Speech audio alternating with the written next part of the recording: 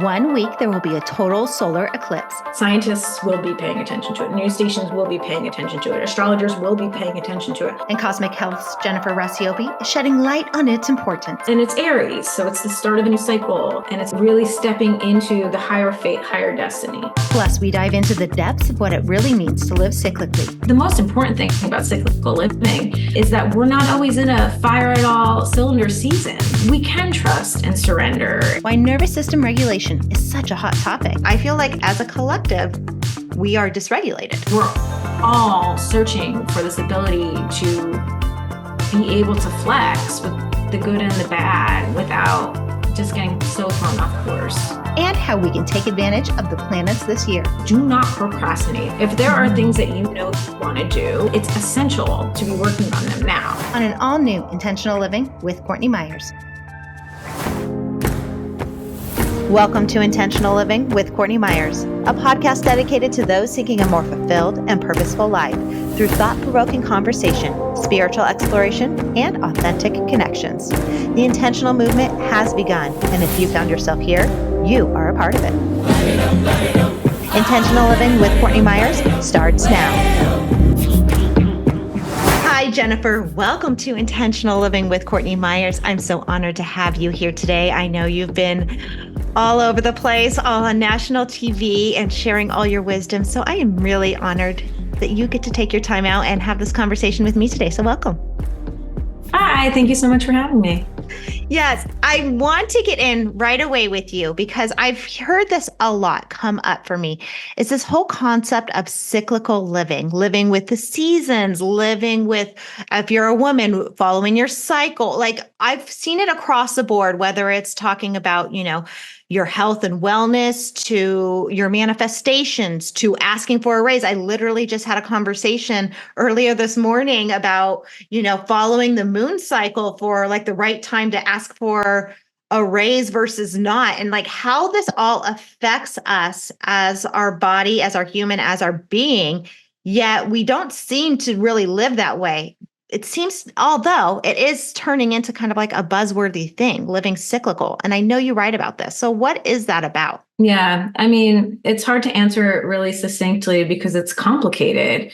Our bodies run on biological rhythms, and we have a circadian rhythm, which wakes us up in the morning, puts us to bed at night. It's a natural cortisol spike in the morning and the melatonin spike at night that regulates our sleep. And that happens in sync with the 24-hour daily rhythm, which is the Earth's rotation on its axis. And so our biological rhythms reflect planetary rhythms. Mm-hmm. So we see that very succinctly with our daily wake and sleep cycle. But from a scientific perspective, we legit have other rhythms too. A circle annual rhythm, which is our seasonal rhythm throughout the year. And then we have a circulunar rhythm, which is our monthly rhythm. It's not, we don't know if it's endogenous or if it's just we're entrained to light based on how bright the moon is at any given time. But we have these biological rhythms, right? And they're running the show. They're helping us adjust our productivity in the spring versus our relaxation and rest in the winter. It's why in the winter we feel a little bit more tired and sluggish. Mm-hmm. And the spring is anger season. Like April kicks in and it's like hunger season, it's thirst season, and we get going again. And then summer comes and it's like, all right, it's actually a time of rest because it's long, lazy days. And these are just rhythms that our body is biologically geared to follow. And, culturally, we have cycles around that. The moon cycle is interesting because the moon cycle is lesser known. And, obviously the female menstrual cycle is a circulunar rhythm. It's the same exact length as the moon cycle. Exact rough, but in its most normal state, it is the same length as the moon cycle. And so we have these biological rhythms. I think it's fascinating that this is becoming a buzzword. I think it's been a buzzword for a long time. And I think that it's just non-patriarchal. Like when you strip down what the patriarchy has done to how we relate to time and space, we live in this very linear way, which is, Our hours are stacked with things to do. Our Mondays look like Fridays. Our first of the month looks like, it's consistent in a way that just isn't what our bodies normally need, crave, or want, especially as women. Men are a little bit different, but as women, we're constantly adjusting. And then we layer in the astrological component, which I think is really the heart of your question. So thanks for bearing with the scientific. No, I love bringing the science and the spiritual. That's the best thing when we can bring them all together. So yes, of course. Yeah. Yeah. And so then when we talk about the astrological piece, which is like there's these moments when things are more ripe or more fertile, or, there's different cycles to creation. And so we can see that with the moon cycle. We can see that with new and full moons throughout the year. And we can see that with different astrological transits. And when we take what our body's doing, right? Like what's going on with our menstrual cycle? Where are we at in the literal moon cycle? Where are we at in the literal year? And then we can look at it with, okay, what's happening astrologically speaking? We start to understand like, oh, we have way more power available to us than we would recognize otherwise. And we can start to tap into that from a spiritual standpoint and start to weave our heart's desires, our callings, our longings into these sacred timings and and make it happen from there. I saw that you studied with Sonia Choquette. Is that true? Yes, I still do. Yeah, she's my mentor. I've been mentoring with her for quite a few years now. Mm-hmm. Yeah, so I was like in love with her. I still am, but like I studied with her. Like really, she was one of my first mentors. Mm-hmm. And so if we take, so then the book Heart's Desire, right? Mm-hmm. Mm-hmm.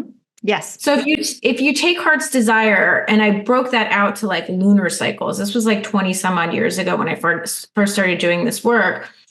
There's you have to get rid of everything that's standing in your way before you call something in. So it begins with like conceptualizing your ideas. And then there's, for the listeners who don't know, there's these 9 principles that you can weave throughout the manifestation process. And if you look at those 9 principles, there's you could do them in sync with the lunar phases.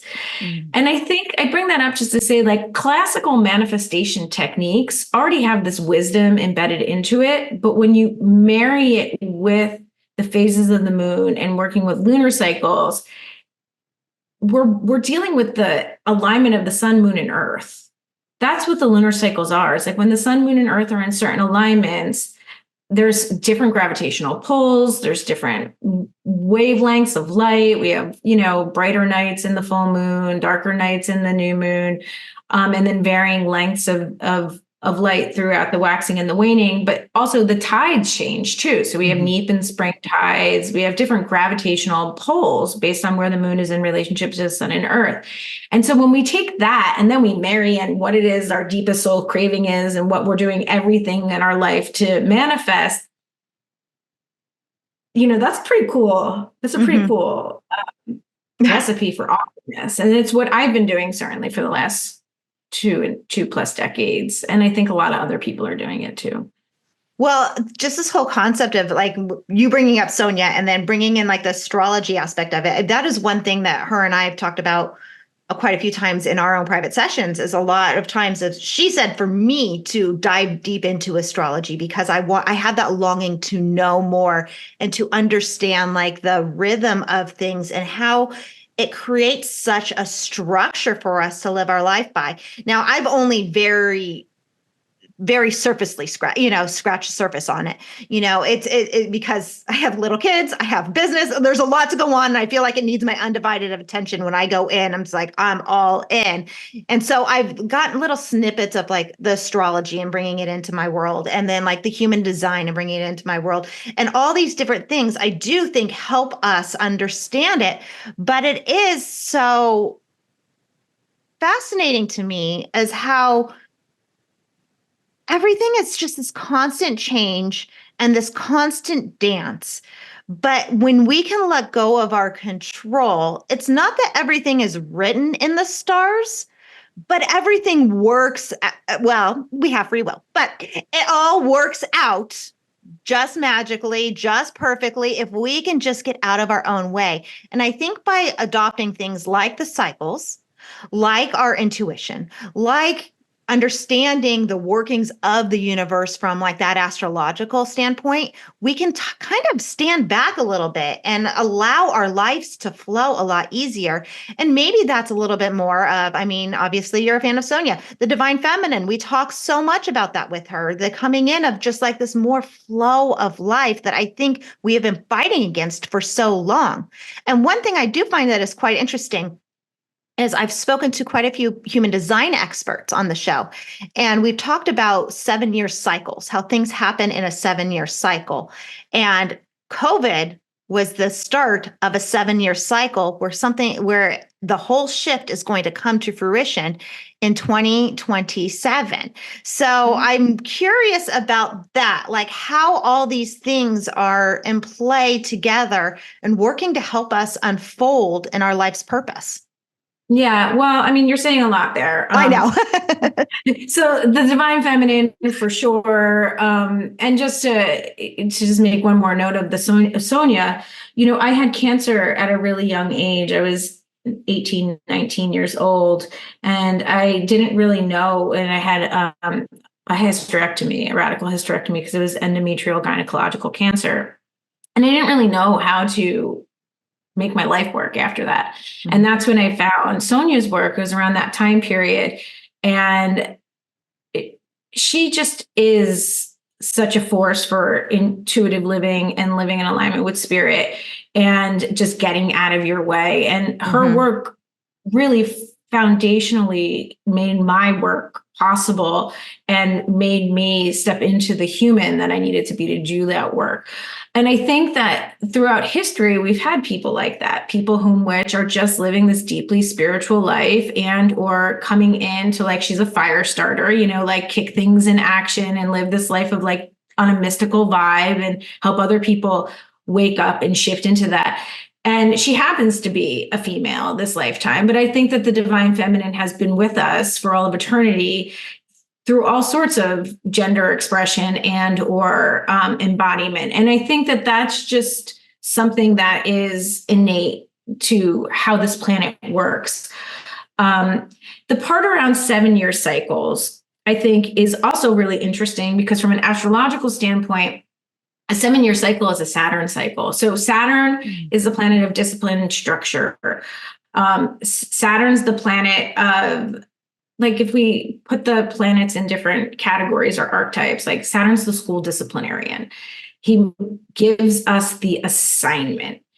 And Saturn takes 28 to 30 years to go a full cycle, right? But every 7 years, we have a Saturn square or Saturn opposition or Saturn return. So there's these key moments of development that happen in 7-year cycles. So when you think about it, when you're 7 and you're making that leap from like soft cover books to hardcover books in school, or like imagination play to rule-based play, you're in a Saturn cycle. So you think about what happened at 7. I know so many people are like, yeah, 7. It's like when my parents got divorced, or it's like when my big brother did blah, blah, blah, and it's like there are these turning points in our maturation process. It's a Saturn cycle. 14 is high school. 21 is, if you go to college, the wrapping up that or drinking age. I don't know what it is, but it's a different advancement into adulthood. And then we look at the years between 28 and 30,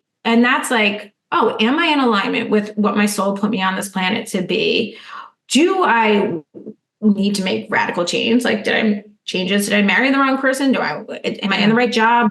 Did I want that degree? Who am I really? Which is that crux period that so many people talk about, your Saturn return, when you're just like, I gotta like adult now. And I was adding my ladder up the wrong wall, like climbing towards the wrong goals. Those cycles repeat throughout our life. You're talking about COVID, which was a collective cycle. So COVID happened in alignment with a Saturn, Pluto, Jupiter, Mars conjunction in Capricorn. And then in late 2020,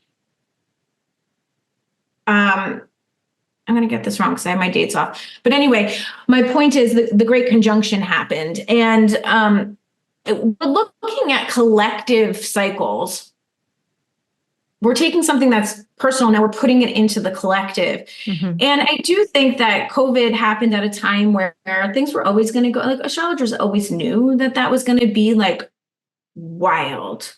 No one said like, we're going to have a global pandemic and the world's going to go on lockdown and everyone's going to be, at home in their houses for 2 to 3 years, scared to like get groceries without washing them down. Like, like no one predicted that. But certainly it was a time when we knew that the structures of how we were doing life were going to change and that we were all going to be in a point of reckoning and that we were moving into a different moment where things were going to shake out. So that's a long reply about just how these cycles happen on so many different levels, right? They're happening on the biological level, like our daily rhythm, our monthly rhythm, our seasonal rhythm. There's happening in our natal chart on like, okay, what are our own planetary cycles and what are the really routinized cycles that we're all going to go through. And then we juxtapose that into a world that has mundane astrology, which is the astrology of like life. And that has cycles too. So cyclical living is an infinite topic because we're just cycles inside of cycles, inside of cycles, inside of cycles, inside of cycles. And when we're talking about harmony, right? When we're talking about harmonizing with our goals, harmonizing with our life path, you brought up like fate versus destiny. I would love to believe that we have as much agency over our lives as I once thought. And I think we do. I think we get to choose a range in how we show up and we get to choose it's like sliding doors. Do I go through this door and have this set of experiences or this door and have this set of experiences? But ultimately we have a soul contract. Like we are firmly in this life under certain pretenses and certain circumstances. And we have a range. Like we can make it hell on earth or we can make it heaven on earth, depending on how we show up to it. But ultimately, there is a great surrender that we all need to do. And I think that this conversation around cyclical living is really interesting because if we can start to see cycles as a beginning, middle, and ending, and we can start to just flow and harmonize with that, then we're going to have different rapports with time and space and people and just know where we're supposed to be, when we're supposed to be there, or, just the most important thing about cyclical living, in my opinion, is that we're not always in a fire at all cylinder season. We actually have to rest. We actually have to cultivate wisdom. We actually have to lay fallow for seasons and periods of our life. We're not always just like firing full throttle, taking the world by storm naturally. So why do we think that we should be in our life otherwise? And we can trust and surrender and take our time because it's not a rush. I feel like we can go so many different ways off of this conversation right now. I'm like, but this and this and this. But even just like in that last part where you're saying it's like we don't have to be firing on all cylinders. Like everything in my body wants to fight back right now and be like, no, I'm going to. I mean, obviously you've worked with Sonia, so you'll know that she's always hitting on me about this. Like I'm always that person that's trying to make it happen. I have that fire in me that I can control it. But anytime I try and hold on to something so tight, and I've spent my whole life doing this, I'm in my 40s now, I'm finally starting to get the picture that like I have to let go. This whole concept of surrender. It's been a big topic on this show, like surrendering to the flow. And I am right there with you. I believe we have a soul contract, and I've had it explained to me before. It doesn't matter what door you choose. You're going to go the same way. You just might go up the hill or around the hill. You're going. Our end game is kind of predestined. I do believe that. Actually gives me a little bit of weird comfort. I don't know why. I think some people might want the idea of like free choice and free will. To me, it's like, well, what's going to happen is going to happen, and that's okay. And everything is going to be okay. But this whole concept of surrender and not being able to, and I'm an Aries, so I have that fire in me, but literally I just found out I was an Aries in this last year. I thought I was a Pisces my whole life. I'm on the cusp. And it wasn't until I did like, a little app that showed me what it was when Sonia and I started talking about astrology. That was like, wait a minute, something's wrong. And then all of a sudden my life clicked into place and it made more sense that I was an Aries, that I'm a Libra rising, that my moon, or what is the other one? I'm in Aquarius. Is it the moon sign or whatever? The other sign is like it. Like all of a Your sudden, Aries, Sun, Libra rising, Aquarius moon. yes, yes, That's right. Yeah.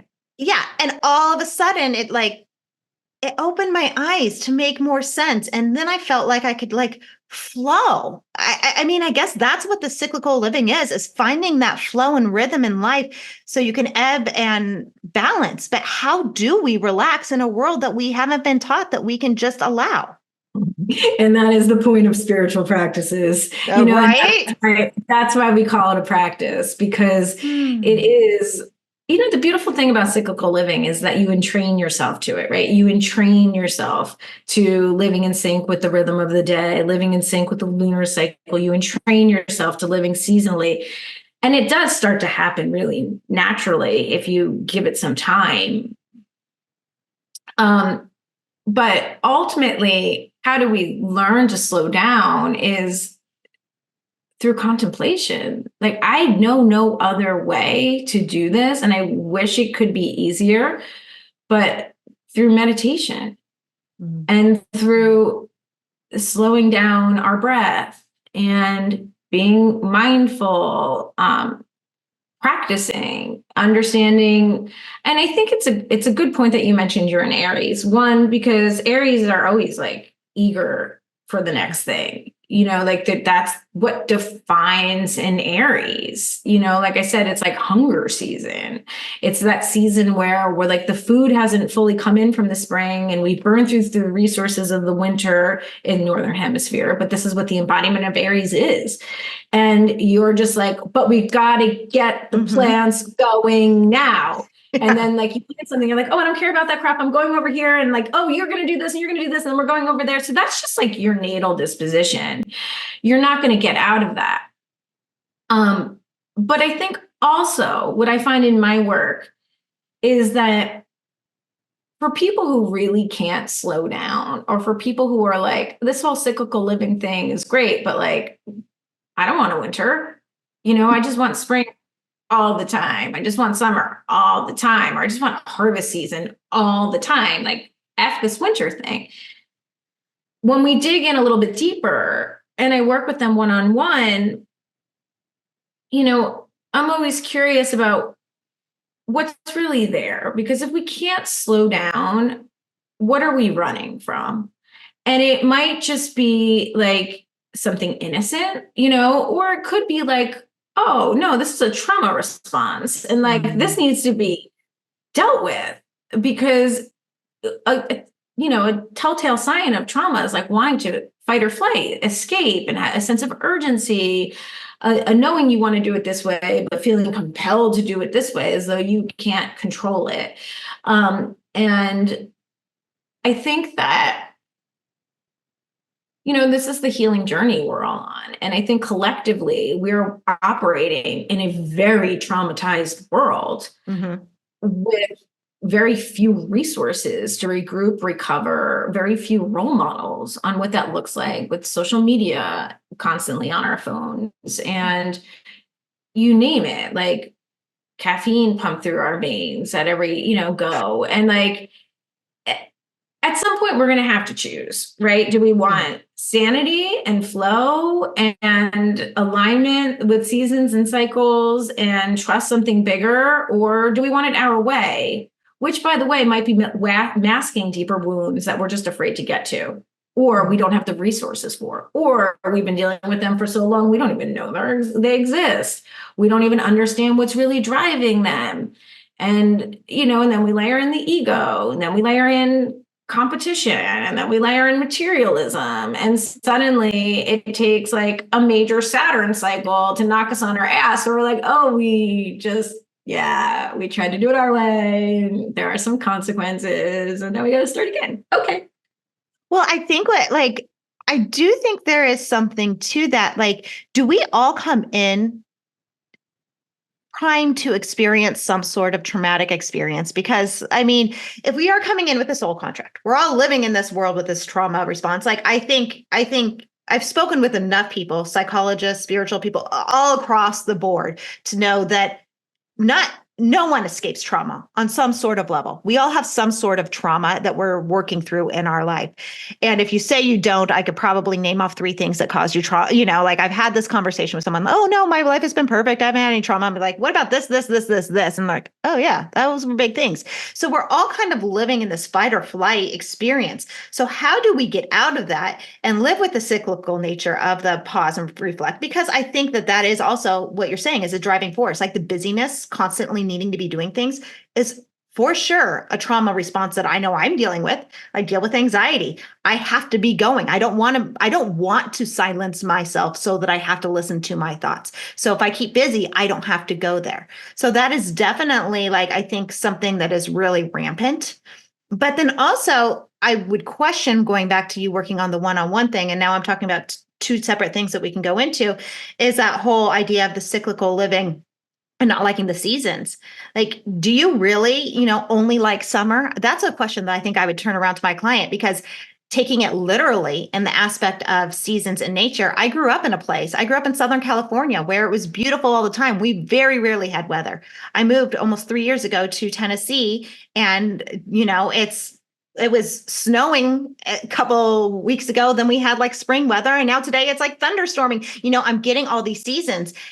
And I love it. I welcome it. And people say, you only want this one thing and this blossoming and this beautiful weather. And it's like, no, I love that change. I love the ride. I love the up and down. To me, it's such a welcome change. So it's like, I would question people that say, oh, I only like this season, or I only like this thing, because I think we need those ups and downs to understand our life's purpose. You raise a really good point. Like, it is in the oscillations that it's in the shifting and the changing that we actually do the work to. And like, let's just put it in the moon cycle context. As we're recording this, it's a new moon. I don't know when it'll go live, but it's a new moon.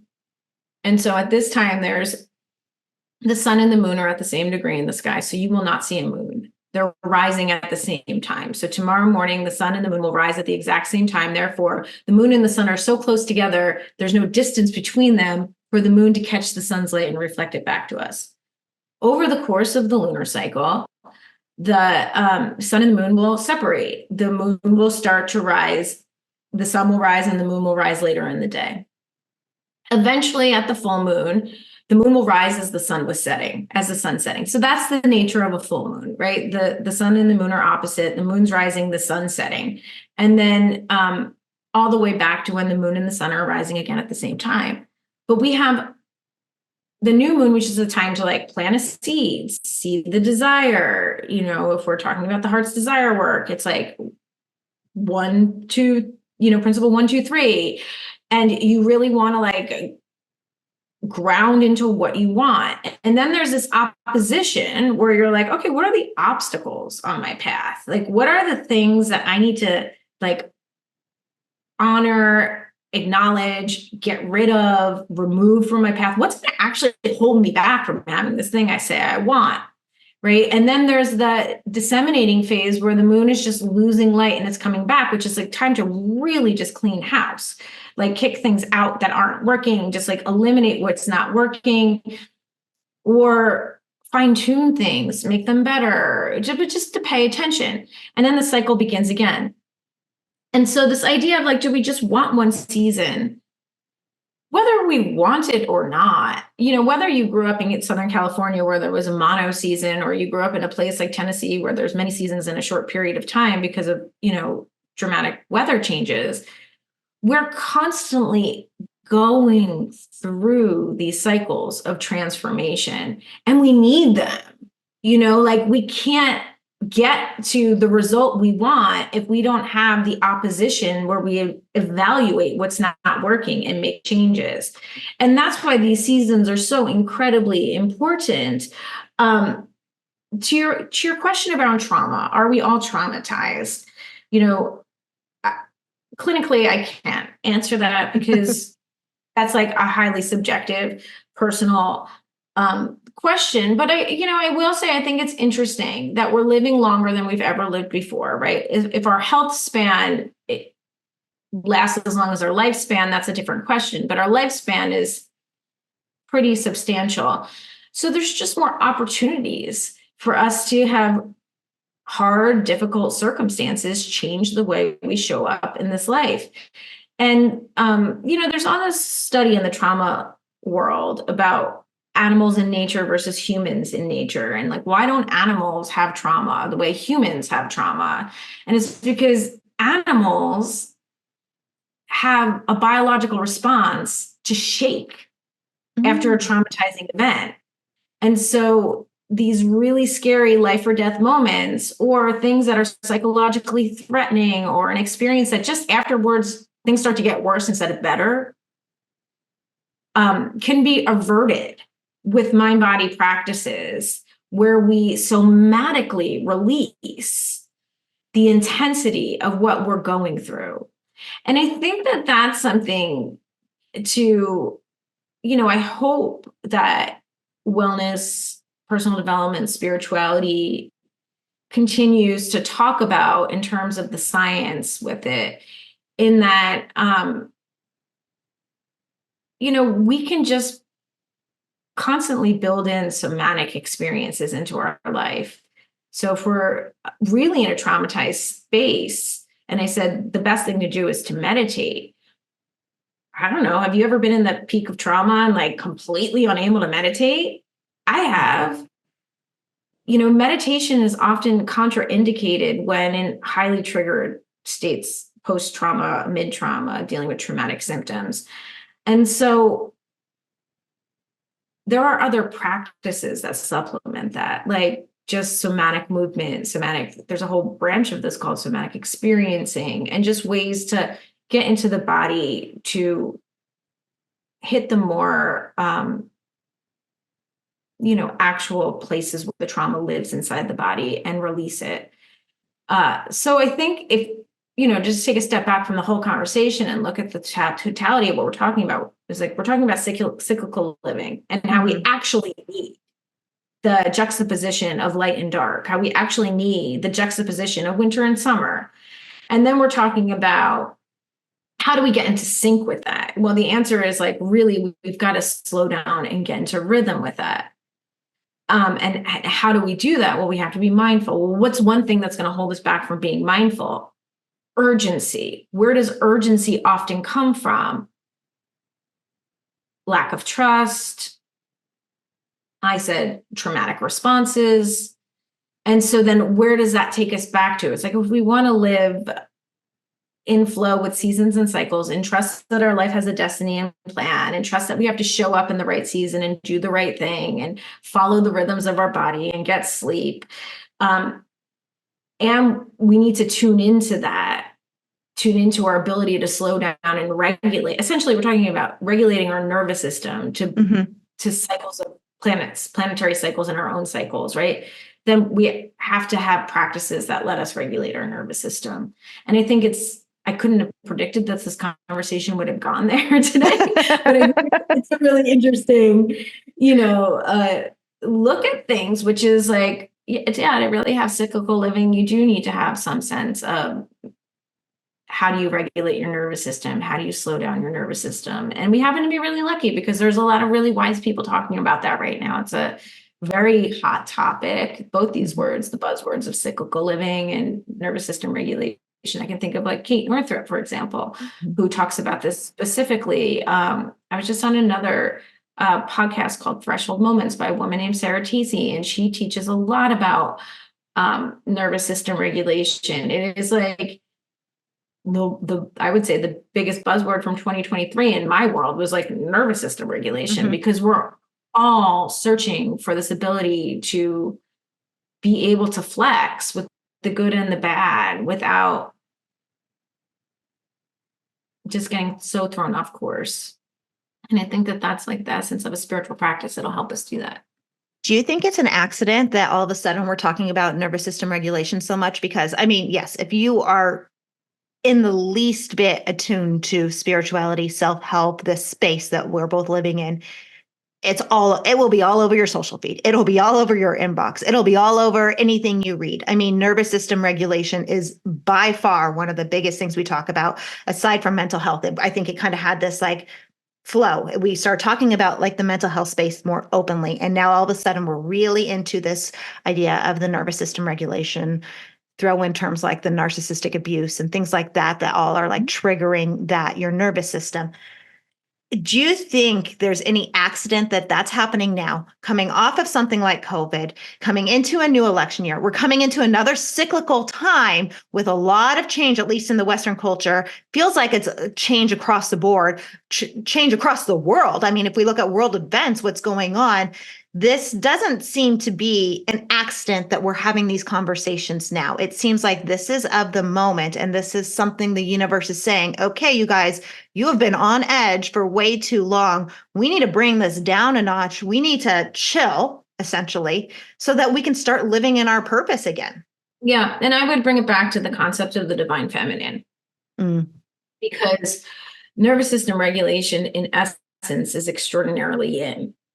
It is, nervous system regulation and mental health are the same thing. Our nervous system is our brain, like it is the same thing. And so mental health and nervous system regulation speak to the same outcome, which is less anxiety, less depression, more judicious, measured responses, evaluating the people whom which are, exhibiting toxic behaviors that are hijacking our ability to feel regulated, getting out of toxic work environments. This is all in alignment for mental health, right? Like, because we want to have more joy, less stress, and the ability to go to sleep and wake up in the morning feeling rested. We don't want to be in abusive dynamics with working too much, drinking too much, eating the wrong foods. And the minute our nervous system is dysregulated is the minute we're not capable of attuning to light and dark cycles, getting good sleep, certainly living seasonally, or paying attention to these other rhythms, because we're dysregulated, right? These other cycles regulate us. So when we're dysregulated, we can move towards them because they will, again, entrain us into a certain sense of regulation. But it won't feel natural. Much like meditating when you're in a highly triggered trauma response is contraindicated, because you're in a highly triggered trauma response, calming your breath. And, there's a step between being in a highly triggered trauma response and being able to meditate. And it's a little bit more complicated than just dropping in on a mat. But do I think it's a coincidence? I think that this is the essence of the divine feminine. And I think that when we think about what COVID was, it was this halting of commerce. It was this halting of productivity. It was this halting of community. And it was like, literally stay home, don't go anywhere.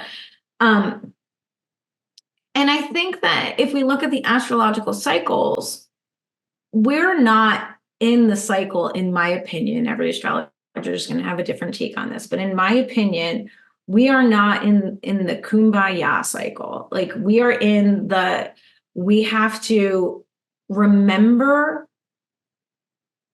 the magic and protect the lineages and the teachings of it, and make sure it continues to get passed on.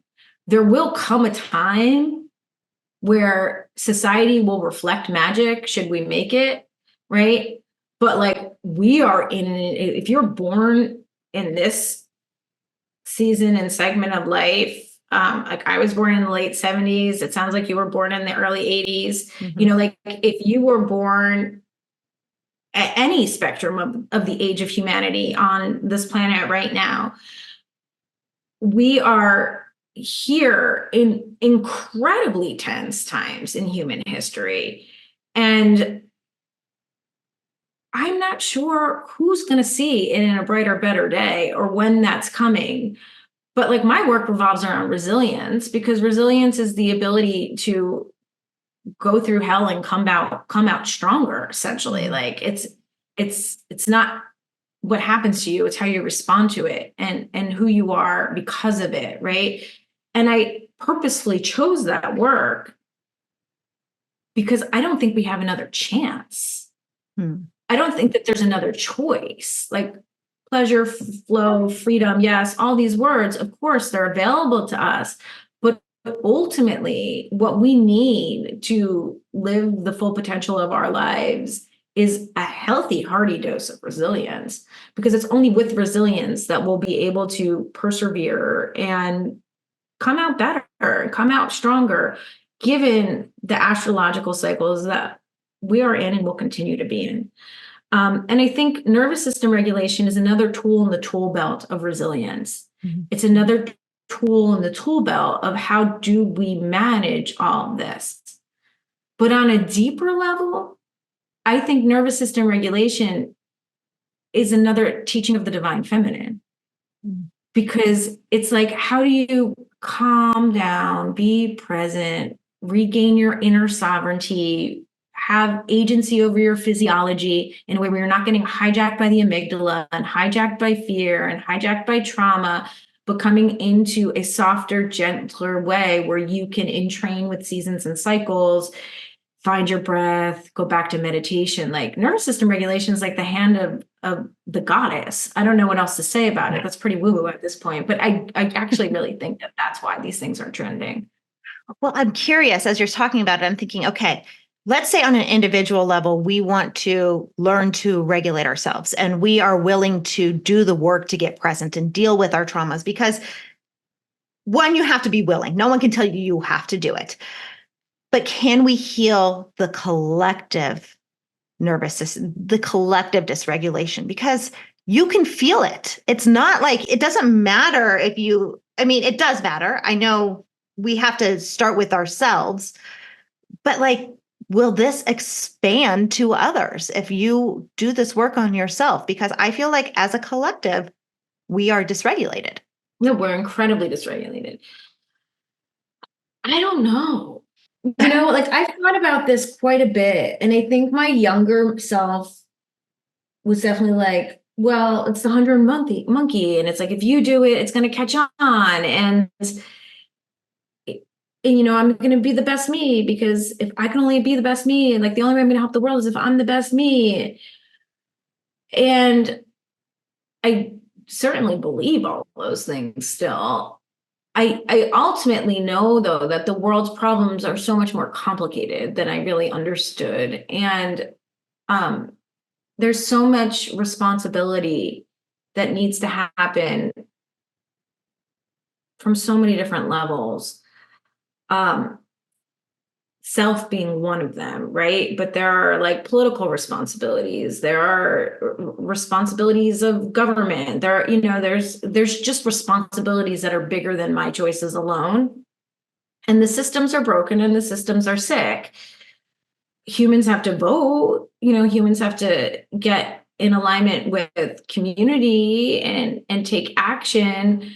I think that that's one part of it. I think we also have to choose how we want to really interact with these bigger infrastructures in our life through the ways of social media and these very seductive platforms that hijack our presence through the regular, because we will all be dysregulated if we're living in the metaverse. We're not meant to be regulated in the metaverse, by the way. It is an alternative reality that you enter through a portal on your phone, where you are flooded with information constantly. And then you flex between that and like the non-metaverse, like the normal verse, and back and forth. And I think that these are really complicated challenges we face. Yeah. At a macro level. Yeah. I mean, I know I spoke with Simone Hang on this show, and she talks about all about the human connection and how like the UN has actually labeled human connection as like the next global pandemic, this lack of connection, this lack of reality, this lack of space. I mean, I know even my husband and I were talking about it the other day. I think Zuckerberg had to like apologize to people on Congress because he was admitting to the fact that they are, excuse my language, fucking with the minds of teenagers so that they are addicted to things. Like we are creating these spaces. And coming back to the whole concept of the divine feminine, I can't help but look. And I know divine feminine isn't like female male, like it's a feminine and masculine. There's a difference between being a woman and a man versus, in the feminine, a man can have his divine feminine. I understand that. But and so can non-binary people. It's actually it's not completely gender specific is what I'm trying to say is, but the fact is like, if we look at what is ruling the world right now, and not even the people that are in the places of power, because we have to almost like take a step back and like follow the money, follow the people behind the people type of thing. It's very masculine. It's very archaic. It's very power hungry. It's very fear based. So, how do we reach that level to actually start to make the changes that matter so that we can all live in flow? I'm not trying to be Pollyanna and say everything is perfect or there's going to be this harmonious living, but like to live in a place that's less charged. Mm-hmm. Mm-hmm. Yeah. I mean, for that, like I do my own practices and I live my life in a certain way and I'm committed to deep values, right? Like it's like, I think it's like really committing to the most pronounced values within ourselves and not deviating from that and extending our hand to one another to the best of our ability. But I don't have the answer, like that's where I'm at. Whereas like, this is something I have to pray on and surrender and attune to, like, what are the solutions? How am I going to participate in this? What does need to happen? Because I certainly can't think my way to a solution. And I just don't know, but I will tell you, I've dedicated my life to living in these questions. And what my life looks like now is living in an extremely intentional way, abiding very poignant personal values above and beyond anything else. And to some degree, that has been great. And to some degrees, that's been really hard. And there have been real life consequences of, just sacrifices I've made along the way, very big sacrifices I've made along the way. But wild horses won't pull me off this path. Mm-hmm. Like nothing will pull me off this path because I'm utterly convicted at this point to what I know to be my guiding values. And I think that, each one of us will get there when we get there. And the more that get there is like, we'll be in a stronger rooted place, more rooted place. But for me personally, it's been really hard. And I'm grateful for it. Like I think that it's the heart I want. It's the heart I signed up for. It's the heart I need. But I understand why it's hard for people to get there because it is. I don't know how else to say it. And I think that our best bet at, getting at the heart of true patriarchy, which is what you're alluding to, mm-hmm.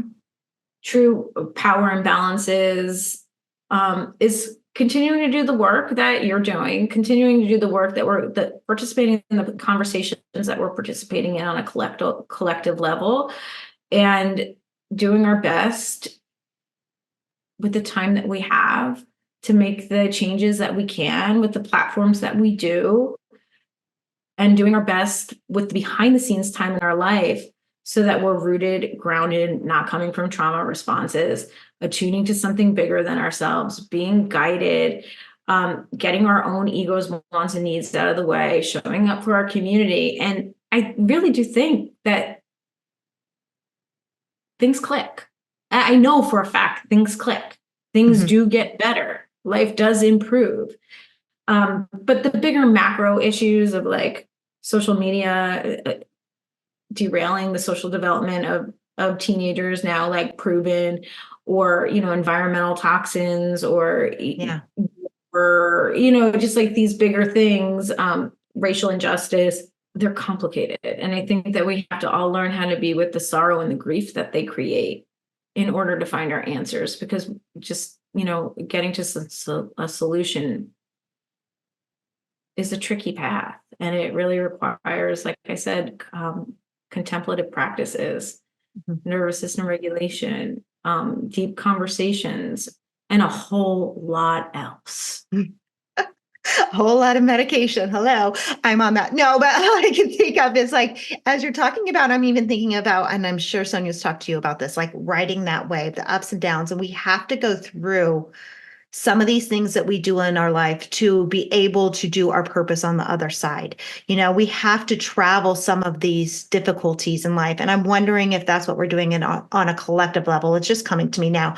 Are we going through this time? Like you said, astrologically, you think we're in kind of like a rocky, difficult period. Do we have to go through that? I mean, it was even described to me before we hit this period. I talked to Heidi Rose Robbins about it, and she said that, with Aquarius entering, I'm going to get it wrong, but being in the age of Aquarius right now, having Aquarius come into Pluto, it hasn't happened in our lifetime. And last time it happened, it's like the American Revolution and things like that, like these really big things that have happened. I'm wondering if this is something that we need to traverse as a collective to come out on the other side better, more whole, more grounded. Like we kind of needed this shakeup and this dysregulation to find ourselves again. Yeah, I think that that's true. I think that, in the short term, this year, 2024, we're definitely going to come into a cycle of like epiphany and like things coming together in ways that we didn't think, or, figuring it out. And then, of course, we get to the fall and it's really tense political season. And there's all sorts of astrological things that would indicate that it's going to be challenging. But yeah, I think that, what is the impulse? What is what is the drive behind all this? It's not just to cause us pain and problems. Yeah. Like there is an awakening that's happening, Mhm. and there is an up level in all of this, and there is a moving towards something bigger, better, brighter. I think it's really in the remembering, right? The remembering of who we are and what we know, and the reclamation of our mystical powers, the reclamation of our communal sense, the reclamation of our planet, right? You said that we're going to be in a global, what is it, like a global another global epidemic of loneliness. As she talks about the loneliness epidemic, how like we are so disconnected, and like the generations below us don't feel the need for human connection because they have their social media. They don't even care about having real friends. Like they don't know the art of like what it really means to commune with one another, and it's creating a loneliness epidemic, and how that leads to also obviously mental health issues, suicide, all those all the things that come with it. But it's actually the UN or the United States or the general, I don't know, someone big with power and knowledge and lots of research has said that this is going to be the next big issue that we face. And it doesn't surprise me. But I think that, where there's light, there's dark, and where there's dark, there is light. So it's like, it'll probably, on the flip side, bring us new ways of connecting, really highlight the value of in-person IRL connecting. I'm sure like membership in like community groups may actually skyrocket because we're like, this isn't working. We need to like come together. And I think in some ways, the Jupiter-Saturn conjunction in Aquarius could be a different way of connecting on that level. We also have Pluto in Aquarius now, and we're not in the age of Aquarius, right? Like I think that we conflate these things. I mean, it depends on who you talk, but the age of Aquarius is the precession of the equinoxes versus like these transits happening at certain times. And the way that the precession of the equinoxes work is we don't actually know when that will happen, like when the age of Aquarius will happen, but it's not thought to be right now by everyone. So these are conflicting data points because it's astrology as much as you want it to be absolutely exact to the day. That's not how it works. But Yeah, I mean, we are in Pluto and Aquarius now, and we see the rise of AI, and hopefully, like AI is a different conversation, where we're going to see, artificial intelligence do different things for us and rewrite the script of how we're living. And some of it is really freaking exciting. Yeah. Some of it is incredibly scary. And again, this is about fine tuning our moral compass and fine tuning our personal values and coming back to, how we want to interact with these tools and how we're going to hope that the government regulates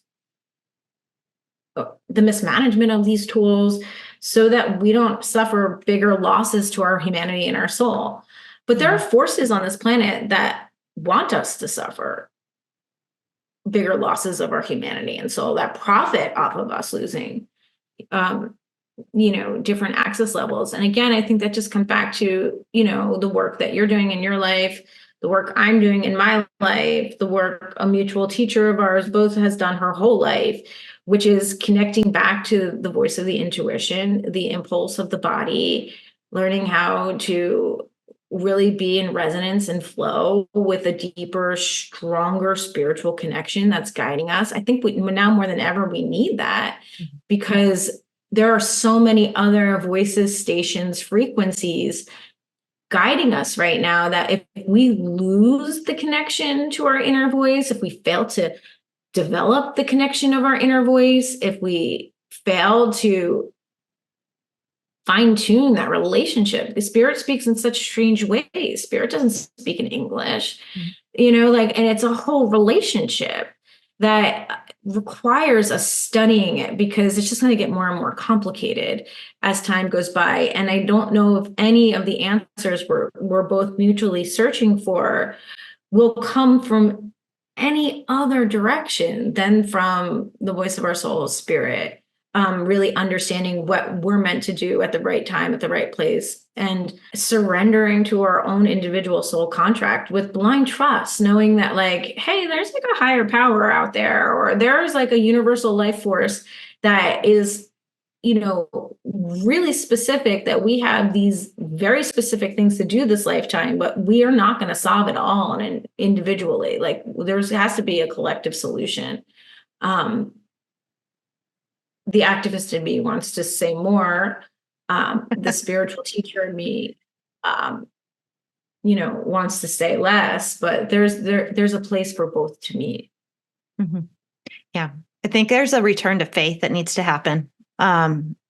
Whatever that faith is, I don't care what it is, just a return to faith. Like you said, a return to something bigger at work. So from the astrological standpoint, as we close out, what do you actually see happening? What do you predict the world looks like over the next couple of months? Because I know you said, or the next year, because I know you said, you think it's going to be a more challenging time. What do you see? What do you see in the stars? I mean, I think that, astrologers will agree across the board that April 2024 is a really dynamic, exciting month. And we have the total solar eclipse in Aries, which is really exciting, and it's going to be visible across the US, which is a powerful cycle to tune into. Like, so if this whole conversation on cyclical living maybe has landed, maybe not has landed, a great thing to do is just to pay attention to this one eclipse, because scientists will be paying attention to it. News stations will be paying attention to it. Astrologers will be paying attention to it because it's a really big deal and it's going to be visible in a lot of the US. And it's Aries, so it's the start of a new cycle, and it's a North Node eclipse, so it's really stepping into the higher fate, higher destiny. And then later that month, April 20th, there's Jupiter-Uranus conjunction in Taurus. Jupiter's expansion, growth. Uranus is disruption and change. Them coming together is sort of exciting.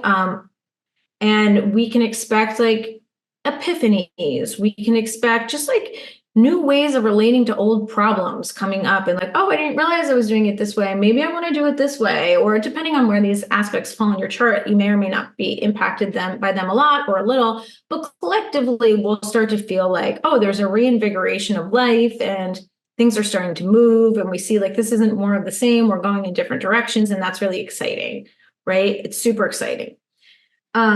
In May, Jupiter leaves Taurus, enters into Gemini, and that's like for the podcasters a really big deal. For the writers, the speakers, the teachers, the idea creators, it's Gemini. So this is all things communication. Jupiter, the biggest planet in the solar system, moving into this sign for a year is going to activate new ways of relating to information. Then so I think it's September 1, Pluto retrogrades back to Capricorn, which is really synonymous to where we've been. And particularly, the pandemic issues happen with Pluto in Capricorn. And it's a really long chapter that's been going on since 2008 that's just finally coming to a close. We've had flirts of Pluto in Aquarius last year, this year, now he's there. But then there's this return to just like get the Pluto and Capricorn lessons. And it happens right around election season. So we just know in America that this is going to be a tense time. The year ends with Mars retrograde. And Mars is the planet of action, forward movement. Mars in retrograde is a part of a cycle that's deeply about slowing down, getting in tune with the yin. It's like the ambition, the drive just falls flat. And that's how the year ends. So we can, my advice to people now from an astrological perspective is do not procrastinate this year. If there are things that you want to do, and there are goals and objectives that you have, it's essential to be working on them now.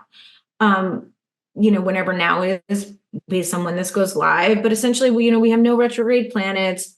We're in like a really cool time right now where we can actually be making really good progress. And it's incredibly important that we do. Like, it's incredibly important that we get out of our own way. We don't wax poetic. We get our hands dirty. We have a routine. We're prioritizing our goals. We have some sense of accountability. We're trying, right? We don't have to be perfect. We're going to have bad days, but we have to be trying. It's really important that we're trying right now. And that will naturally have its own momentum rhythm. Come fall, I just do think it's going to be like, okay, now we have to make space for the things we didn't expect that perhaps we don't want, with the things we've shoved under the carpet. Like, we can't shove them under the carpet anymore. We're out of free passes, like clean up time. And then the year ends with a big review with that Mars retrograde. And the next year kicks off a little bit on the slow side because of that too. And so in astrology, we're looking at like, when are we in a cycle that's really good to get things done? And when are we in a cycle where it's like, oh, I've got to do the inner work, the repair work, the slow down. And right now we are just in a strong time to make hay while it's winter, and it does last, but ultimately it gets complicated as the year goes on. So just don't procrastinate. That's my 2 cents. Do it now. I know. We'll have to get this podcast out tomorrow so that everyone can get going. Well, thank you so much for talking with me today. How do we get your book? Where can we see you next? How do we work with you? All the good details, let us know. So fun. Yeah. So my book just came out in paperback. It's everywhere. Books are sold. It's called Cosmic Health. And you can find out more about it on my website, jenniferracioppi.com, and on Instagram, @jenracioppi. Thank you so much. I'm so glad we got to speak today and share our love for Sonia. I'll be speaking with her soon, so I'm excited to say that we connected. And that's it for today's Intentional Living with Courtney Myers. Thank you so much for joining us. And thank you, Jennifer Racioppi, for the in-depth conversation all about astrology, what's going on in the world, and where we are going over the next couple of months. If you want to work with Jennifer or get her book, I'll put all the information in the show notes below. And as always, you can find Intentional Living with Courtney Myers and Intentional Media on our website at courtneymyers.com. That's where you'll find our books, our courses, and everything else we have going on. I'll talk to you soon. Bye.